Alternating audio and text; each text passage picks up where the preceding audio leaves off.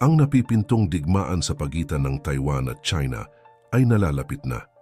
Kaya naman lubos nang naghahanda ang Taiwan sa mga hakbang na kanilang gagawin upang maprotektahan ang kanilang bansa. Nanindigan kasi si Taiwanese President Lai Ching-te na hindi na sila babalik pa sa China. Ang mga paghahanda ay nasasaklaw sa iba't ibang kategorya. Ito ay nagbibigay hamon rin para sa Estados Unidos. Kaya naman, naglatag na sila ng kanilang provocative plan at mas pinaigting ang pagpapadala ng mga drones sa Taiwan. Ang hindi inaasahang hamon sa dominasyon sa himpapawid ay nagpapakita ng patuloy na digmaan sa teknolohiya at seguridad sa rehiyon ng Asya. Ang patuloy na paligsahan sa pagitan ng dalawang malalaking kapangyarihan ay nagbibigay diin sa labanang nagaganap sa ere, kung saan bawat kilos at desisyon ay magdadala ng malalim na epekto sa hinaharap. Ito ang ating pag-uusapan sa ating video ngayon. Sa modernong panahon, kung saan ang digmaan ay hindi na limitado sa mga ground combat personnel, kundi maging sa mga drones at nuclear power na mas mabisa sa pagpuksa sa mga kalaban. Ito ay katanggap-tanggap naman dahil ang mga armas na ito ay hindi kinakailangan ng tao para mapaandar ng personal at talagang malaki ang matutulong sa digmaan. Plano ng US na gawing hellscape ng mga drone swarm ang Taiwan Strait laban sa posibleng pagsalakay ng China sa Taiwan. Ibig sabihin, balak ng US na puro mga drones ang magiging sandata ng Taiwan kung sakaling ang simulan na ng China ang paglusob sa isla. Advantage ito sa Amerika dahil ang Taiwan ay napapalibutan ng katubigan at ang magiging armas ng China para masakop ito ay mga sasakyang pandagat. Sa kabilang banda, hindi ito magiging madali dahil nga sa napakaraming drones na pwedeng ipaulan ng Amerika sa mga barko ng China. Sa buwang ito, iniulat ng The Washington Post na ang US Indo-Pacific Command na pinamumunuan ni Admiral Samuel Paparo ay nag-anunsyo ng isang hellscape na diskarte. Ano nga ba itong hellscape? Isa itong strategy kung saan gagamit ng mga drone swarm upang hadlangan ang anumang potensyal na pagsalakay ng China sa Taiwan sa kahit anumang bahagi ng pag-atake. Ayon sa ulat, ang plano ng hellscape ay tumugon sa direktiba ni Chinese President Xi Jinping na ang People's Liberation Army, PLA, ay maging handa sa labanan na kunin ang Taiwan sa pamamagitan ng puwersa. Kung kinakailangan, maaring mangyari ito ngayong taon o sa taong 2027. Kasama sa plano ng US ang paggamit ng maraming unmanned drone, submarino, surface ship at iba pang classified capabilities para dugtungan ang Taiwan Strait para pabagalin ang mga puwersa ng China sa loob ng isang buwan para bigyang daan ang US at mga kaalyado nito na makapasok sa Taiwan bilang mga katuwang. Alinsunod sa diskarte sa hellscape, sinabi ng Asia Times sa isang ulat noong Pebrero 2024, kung masusunod ang diskarte na ito, ay maaaring matalo ng Taiwan ang puwersa ng China sa unang 90 araw. Ganito kapulido ang mga drones ng Amerika. Lubos itong ikinabahala ng China at sinabi mismo ng People's Liberation Army, PLA, na maglalaan sila ng malaking budget para tugunan ang plano ng Amerika. Napag-alaman na ang budget ng drone ng US Navy ay magiging mas mababa sa taong 2025 kumpara sa kasalukuyang taon. At habang ang US Navy ay patuloy na naglalabas ng mga pangunahing barko tulad ng mga destroyer at submarine, hindi ito lubos na umaasa sa teknolohiya ng drone. Sa kabilang banda, ang China ay may mas maraming kakayahan sa paggawa ng barko kumpara sa US at mabilis na nag-i-invest sa teknolohiya ng drone bilang isang paraan upang mapalakas ang kanilang puwersa sa karagatan.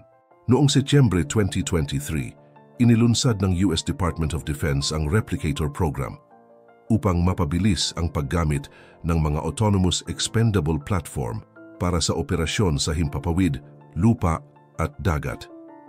Ang drone swarm, kung ihahambing sa manned aircraft tulad ng F-35 at F-22, ay maaaring magsilbing mga decoy at mapataas ang situational awareness at target acquisition ng mga manned platform.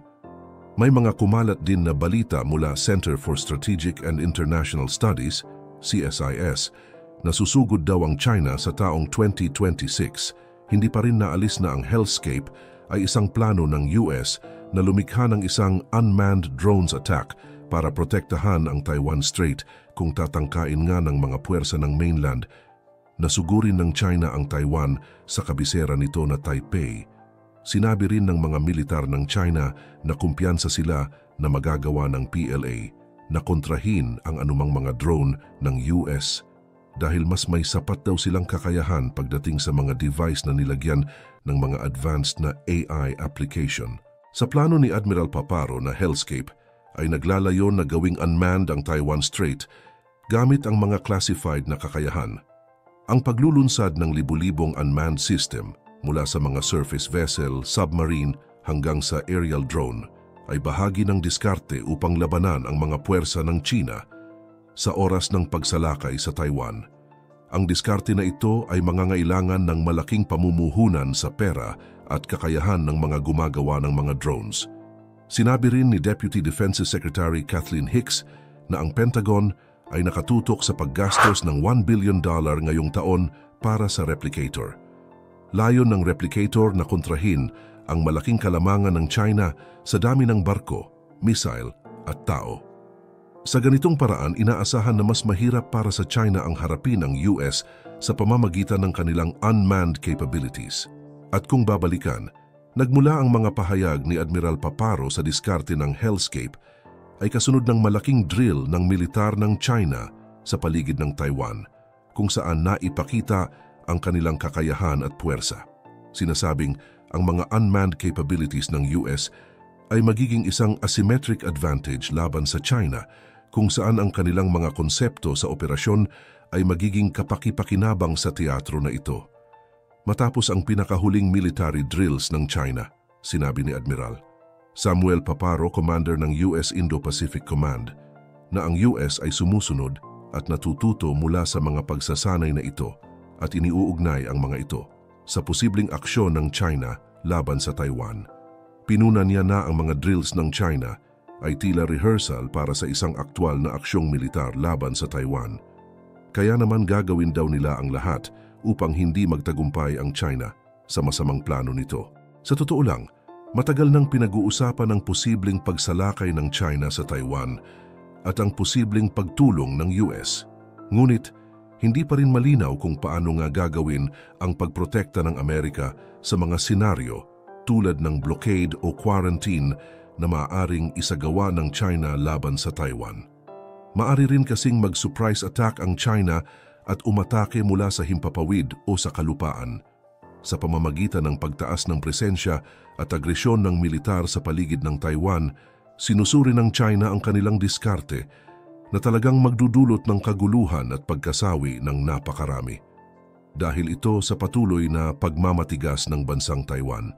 Sa kasalukuyang sitwasyon, kahit na ang mga think tank ay magmalaking tulong sa iba't ibang aspeto ng digmaan, posible pa rin na magbigay ng malaking pinsala ang China sa Amerika at Taiwan. Ang posibleng pagsalakay ng China sa Taiwan ay may malawak na implikasyon hindi lamang sa rehiyon kundi sa buong pandaigdigang kapayapaan. Ang mga pangyayari na ito sa rehiyon ay nagtutulak sa US at iba pang mga kaalyado na maghigpit sa kanilang koordinasyon at paghahanda sa posibleng kaganapan. Ito ay isang hamon sa mga lider sa rehiyon na tiyakin ang seguridad at kapayapaan ng Taiwan at ng buong rehiyon ng Indo-Pacific. Sa huli, ang mga unmanned systems na ito ay inaasahang magiging epektibo sa pagtugon sa mga potensyal na banta at ito ay nangangailangan ng malaking budget at pagsasanay sa unit ng Taiwan at Amerika.